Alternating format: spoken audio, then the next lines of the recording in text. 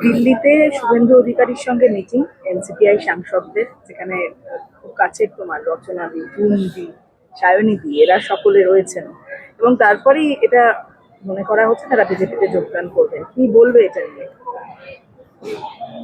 তারা প্রাপ্তবয়স্ক মানুষ, তারা এমপি, তারা নতুন একটি দল গড়েছেন, তাদের একান্তই ইচ্ছা। এবার তারা কি করবেন তাদের ইচ্ছা এবং তাদের ব্যাপার। এইটুকুই বলবো যে পশ্চিমবঙ্গে যে হানাহানি, যে অত্যাচার, যে রক্তপাত যা যা ঘটেছে, সেই সময় তারা যদি আর দু লাইন কথা বলতেন অনেকের আরো ভালো লাগতো। তোমার কি এটা মানে খারাপ লাগা আছে? কারণ প্রথম থেকে সকলেই যেটা বলছেন ভালো তৃণমূল হয়ে যায় এবং তৃণমূলীকরণ হবে না, এটা আগেও বলেছে, এটা শ্রমিক কখনো হয় না। নোটে গাছ কখনো বট গাছকে তো ছাড়াতে পারে না।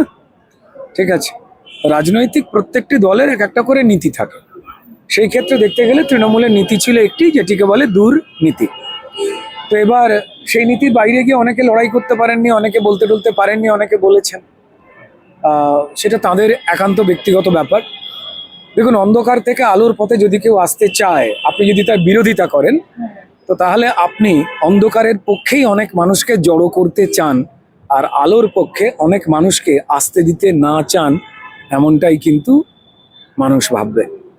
তো যদি কেউ তাদের ভুল কাজ বা যেখানে ছিলেন সেখানে যে অন্যায়গুলো, সেগুলোর সঙ্গে সম্পৃক্ত হতে পারেননি বলছেন, সেই কথাগুলোকে নিয়ে উপহাস ঠাট্টা এটা না করাটাই বোধহয় আমাদের মঙ্গল।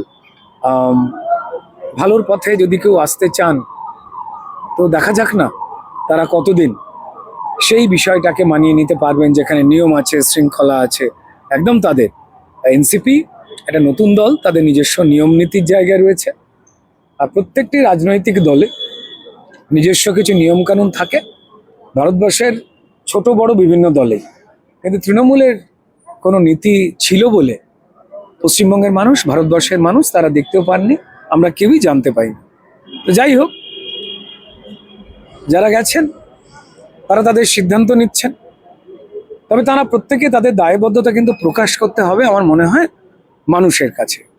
ভালো, তারা যদি কোনো কিছু শুভর পক্ষে থাকেন, খারাপ কোনো কিছু লাগা যা তারা বলতে পারেননি বলে তারা বলছেন, আজকে হয়তো বলছেন, শুনতে ভালো লাগছে। কিন্তু আমাদের যারা মানুষজন রয়েছেন, যাদের জনগণ বলি, যারা এই পশ্চিমবঙ্গবাসী, তাদেরও কিছু কিছু প্রশ্ন রয়েছে। আমার মনে হয় সেগুলোকে না এড়িয়ে গিয়ে তারাও তো ভালো কিছু শুনতে চান, বুঝতে চান। তো তাদের তৃপ্ত করাটা, তাদের চোখ এবং কানকে, সেটা যেমন প্রত্যেকটি সচেতন মানুষের দায়িত্ব, ঠিক তেমনটা তাঁদেরও দায়িত্ব। বাকিটা তাঁদের ব্যাপার।